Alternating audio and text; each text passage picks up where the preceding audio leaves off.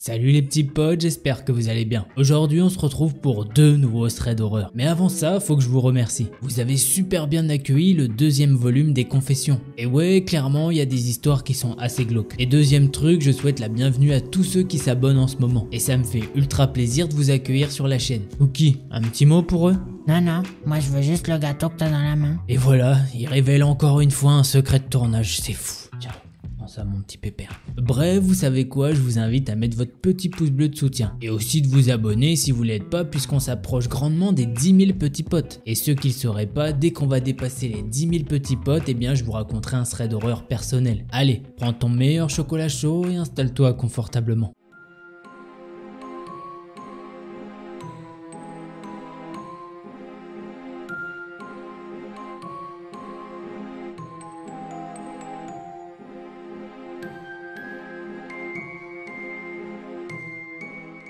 L'histoire que je vais vous raconter, c'est celle de Dorine. Après plusieurs années de vie au Japon et après un long moment de célibat, Dorine a enfin rencontré l'homme de sa vie. Selon elle, à premier abord, il ne forme pas le couple idéal. Il est beaucoup plus vieux que Dorine. C'est un japonais de souche issu d'une famille d'agriculteurs et elle une étrangère dans ce pays. Dorine est diplômée d'une grande université. Bref, entre eux il y a beaucoup de différences qui existent et peu de gens comprennent pourquoi ils sont tombés amoureux l'un de l'autre. Et surtout la famille de son mari que l'on va appeler Tanjiro pour l'occasion. Ils refusent vraiment d'accepter son couple, tout simplement car ils n'ont pas accepté le divorce avec sa première femme. Ce divorce qui s'est déroulé il y a 3 ans avant leur rencontre. Lorsque Tanjiro a annoncé son divorce au grand-père, le grand-père l'a accusé de vouloir détruire la famille, ou plutôt leur maison étant donné qu'il y a un concept sacré dans les familles traditionnelles des campagnes japonaises. Lorsqu'un fils ou une fille aisée se marie au Japon, il fait rentrer son épouse dans la maison de ses ancêtres. Tout naturellement, son ex-femme est devenue partie intégrante de la maison des grands-parents. Lorsqu'ils ont divorcé, le grand-père a pris ça comme un affront et une injure envers la maison de ses ancêtres. De là a éclaté une dispute. Le grand-père s'est mis dans une grande rage noire. Il a pris un couteau dans la cuisine et a menacé Tanjiro de le tuer s'il revient un jour dans la maison. Au passage, le grand-père a même tabassé sa femme qui essayait de calmer la situation. Le grand-père a décidé de garder l'ex-femme à la maison malgré la logique japonaise qui voulait que les ex-époux retournent dans leur famille respective après un divorce. Alors, quelques années plus tard, lorsque Tanjiro a annoncé son intention de se marier avec Dorine, une nouvelle dispute a éclaté au sein de la famille. Seuls les enfants de Tanjiro vont alors soutenir leur père. Ils encouragent même leur père et lui disent « Pour une fois, pense à toi et sois heureux ». Ça, c'est ce que ses filles adultes lui ont dit. Mais les grands-parents et le village méprisent totalement l'idée de ce mariage. Déçus de ne pas avoir l'approbation de la famille, Dorine et Tanjiro se sont consolés tout de même avec leurs enfants et passent malgré tout des bons moments ensemble. Il faut aussi savoir que Dorine, elle a des problèmes de fertilité et elle a un grand rêve, c'est avoir des enfants. Et là arrive une nouvelle contrainte.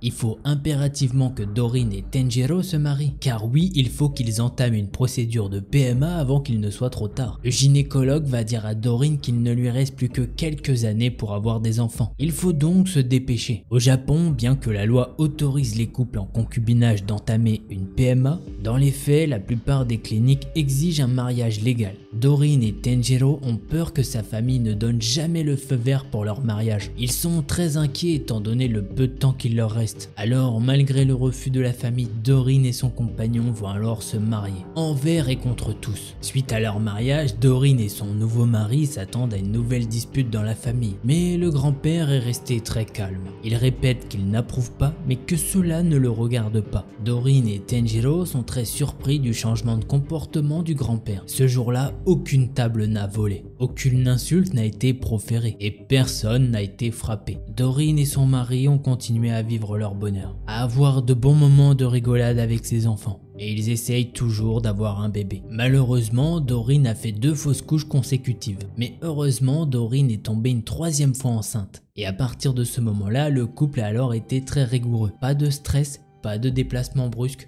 pas d'effort. Elle arrive à dépasser les 10 semaines et son ventre commence à se voir. Puisque oui, ce sont des jumeaux. Elle en arrive à un stade où le ventre est impossible à cacher. Il faut donc faire cette annonce à toute la famille. Les enfants de Tenjiro se réjouissent et le félicitent pour ça. Mais l'annonce de cette nouvelle provoque une grande colère dans le village de Tenjiro. Le couple va faire abstraction de cela. Pour eux, ils ont rempli le devoir de mettre au courant la famille. Mais ils ne peuvent pas faire grand chose de plus pour apaiser leur colère. Peu de temps après cette nouvelle, une succession de malheurs s'est abattue sur eux. Les pneus de leur voiture sont crevés tous les jours. Des kilos de détritus sont abandonnés devant leur porte. En plus des détritus, ils peuvent retrouver beaucoup d'objets dangereux. En se baladant sur les réseaux sociaux, Doreen va recevoir des dizaines d'insultes de faux profils. Doreen est même rappelée à l'ordre à son travail, étant donné que des anonymes appellent son travail pour se plaindre de Doreen. Trop, c'est trop. Doreen décide d'aller voir la police pour leur demander d'enquêter sur le grand-père et sa famille pour harcèlement moral. L'affaire a alors été prise au sérieux par la police japonaise, mais ça n'aboutit à rien. Les policiers n'ont trouvé aucun faux compte sur l'ordinateur familial et les empreintes sur les sacs poubelles et objets laissés devant leur porte ne correspondent pas du tout aux empreintes des gens du village. En entendant ça, Doreen pense tout de suite que le grand-père a payé quelqu'un pour faire le sale boulot à sa place. Mais faute de preuves, Doreen et Tenjiro ont abandonné. Après l'enquête de la police, le harcèlement a cessé. Plus de détritus, plus d'objets dangereux trouvés devant leur porte et plus de pneus crevés. En revanche, quelques jours plus tard, en sortant du boulot, Doreen peut sentir qu'une ombre est en train de la suivre. Elle ne veut pas se retourner, de peur de provoquer un geste violent. Elle accélère le pas, l'ombre aussi accélère le pas. Elle nous dit que les bruits de pas ne ressemblent pas à celles d'une personne âgée, mais plus d'une personne assez jeune.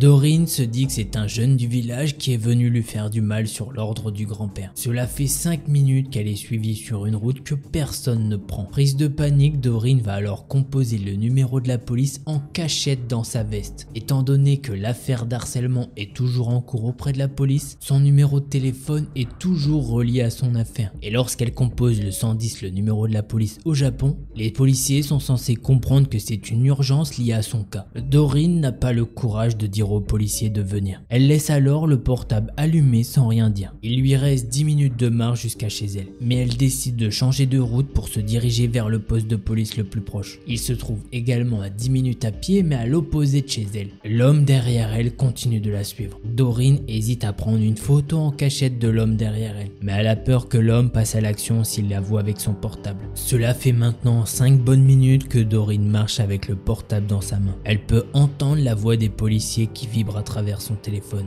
mais elle ne peut pas leur répondre. Doreen a le cœur qui bat à toute vitesse, quand soudain, une voiture de police arrive en face d'elle et allume ses gyrophares à sa vue. Doreen est soulagée. Elle se permet enfin de se retourner pour leur montrer l'individu qui la suit. Les policiers sortent de la voiture et courent en direction de Doreen. En voyant les policiers arriver, le jeune homme qui suivait Doreen va alors se retourner lentement pour rebrousser son chemin, comme s'il ne voulait pas attirer l'attention des policiers. Mais Doreen va confirmer aux policiers qu'elle est suivie par cet homme depuis un petit moment. Les policiers sont donc allés à la rencontre de cet homme pour l'interroger. Le jeune homme va dire qu'il ne comprend pas ce qu'il a fait de mal et qu'il veut simplement rentrer chez lui. Mais les policiers ont quand même décidé de l'emmener avec eux au poste de police. Tout ça dans le but de l'interroger. Sur le chemin du poste de police, Doreen se demande qui peut bien être cet homme. Est-ce que c'est un cousin de la famille? Un ami?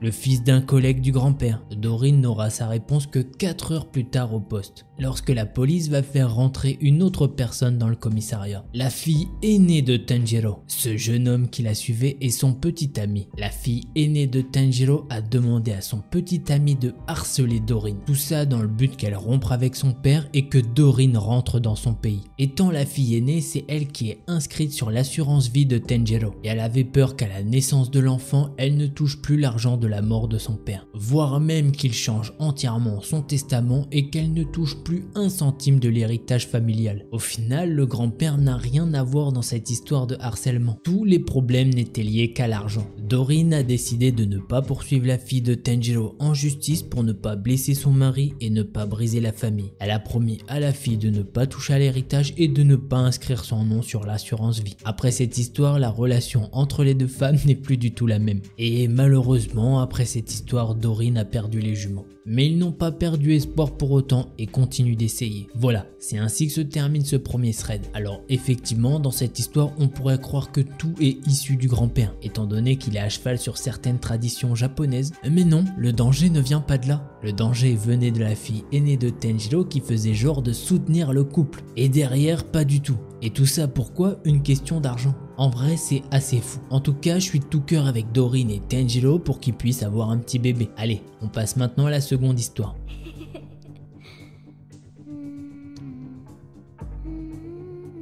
L'histoire que je vais vous raconter, c'est celle de Marine. À ce moment de l'histoire, elle a 12 ans et elle s'est fait nouvelle amie dans son école. Cette amie est la plus vieille de la classe, elle a 14 ans. Les autres amis de Marine lui disent sans arrêt de s'éloigner d'elle. Mais Marine a toujours vu le bon chez tout le monde, et ce même lorsqu'elle était enfant. Alors elle a décidé de rester son amie, et ce malgré l'histoire qui va suivre. Car en soi, ce n'est en rien sa faute. Mais disons que ça aurait pu être évité. Passons à l'histoire. Un jour, son amie l'invite pour la première fois dormir chez elle. La mère de Marine ne sachant pas certains détails, elle va alors accepter naïvement. Et aussi pour certaines raisons. Marine vient d'un tout petit village et en cas de problème, elle peut revenir très vite chez elle. Mais l'amie de Marine habite dans une maison bleue, sale et délabrée. Et malheureusement, la famille est à l'image de la maison.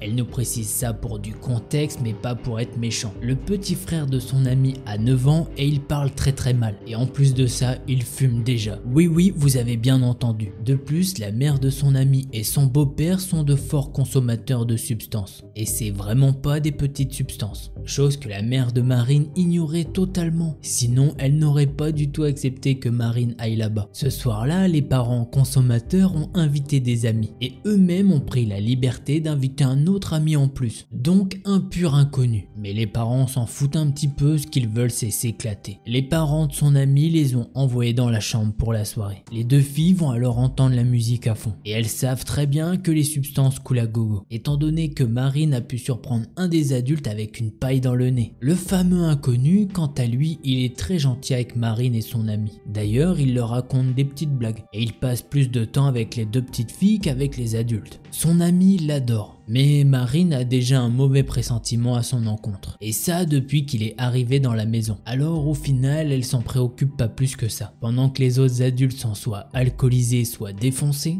l'homme vient les voir et leur donne même de l'argent. Il a même donné à Marine un vêtement d'une certaine valeur. Et d'ailleurs, elle ne sait pas du tout comment il a pu avoir ça. Marine va alors aller en parler à son ami pour lui dire que ce n'est pas normal qu'il fasse ce genre de choses. Mais son ami lui dit qu'elle panique pour rien. Marine nous dit qu'il y a peut-être un détail qui a échappé à son ami. Mais elle l'a très bien remarqué ce détail. À chaque fois que l'homme leur parle, il se frotte la région entre les jambes en essayant d'être subtil. Une fois que l'homme est parti, Marine va en parler à son ami, qui lui trouve des excuses complètement bidons. Comme quoi il aurait peut-être une démangeaison. Son ami lui dit qu'il ne faut pas penser à ça, qu'il est juste super gentil.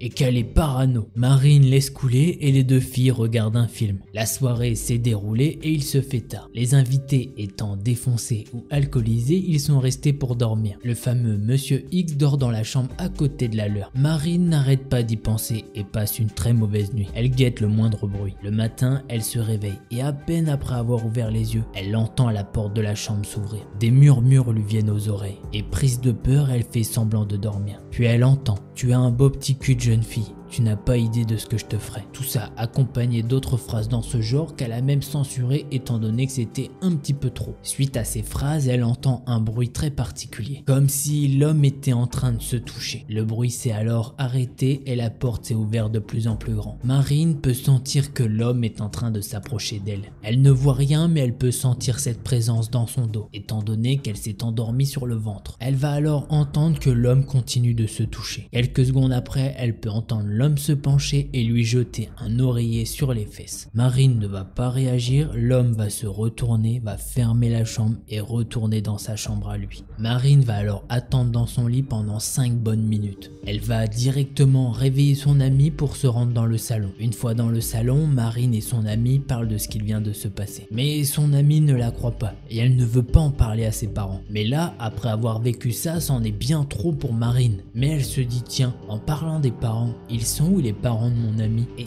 effectivement, Marine et son ami sont maintenant seuls avec un prédateur dans la maison. Son ami a alors allumé la télévision et fait comme si rien ne s'était passé. Quand tout à coup, l'homme qui est conscient de l'absence des parents, totalement nu avec son bâton bien raide, il va caresser la cuisse de l'ami de Marine et il part pour prendre une douche. Là, enfin, l'ami de Marine réalise qu'il y a quelque chose de grave, mais malheureusement, il n'y a personne dans la maison. Et à cette époque, elle n'avait pas de téléphone portable. L'homme a alors fini de prendre sa douche, il revient dans le salon dans le même appareil. L'homme va alors demander une serviette à Marine. Marine va alors lui donner une serviette assez spéciale, puisqu'effectivement, c'est la serviette qui sert à nettoyer les fesses de la chienne qui est sur le point d'accoucher. Mais apparemment, l'homme n'y a vu que du feu. Bref, l'homme remonte dans la chambre et entre-temps, le petit frère de 9 ans fait son apparition. Marine va lui expliquer directement la situation et il comprend aussitôt ce qui se passe. Et heureusement, lui, il sait où se trouvent les parents. Quelques minutes plus tard, les parents sont arrivés et ils n'étaient pas du tout seuls. Beaucoup de personnes les suivaient armés de battes de baseball, de barres de fer, vous voyez le genre. Ils ont demandé aux enfants de sortir dans le jardin et à ce moment-là, Marine ne s'est pas fait prier. Les 3 enfants sont allés sur le trampoline dehors pendant ce temps. Quand tout d'un coup, ils ont pu voir Monsieur X sortir de la maison en hurlant et ruisselant de sang. Il avait le visage complètement défoncé. Il a couru jusqu'à sa voiture, il l'a démarré et il roulait vraiment de travers. Marine nous dit qu'il s'est sûrement rendu à l'hôpital qui était à 45 minutes de là. La troupe s'est dissipée et les enfants ont pu rentrer de nouveau dans la maison. Les 2 filles sont montées à l'étage pour aller récupérer les bagages de Marine. Mais quand elles sont arrivées en haut, elles ont pu voir des traces de sang partout. Marine en conclut que l'homme ne sera plus très beau à voir. Elle peut voir que les parents ont essayé de nettoyer à la va-vite mais il y avait bien trop de sang. Ensuite, la mère de son ami a dit la vérité à la mère de Marine. Et la mère de Marine leur a promis que Marine n'irait plus jamais dormir chez eux. Et voilà, c'est ainsi que se termine cette histoire.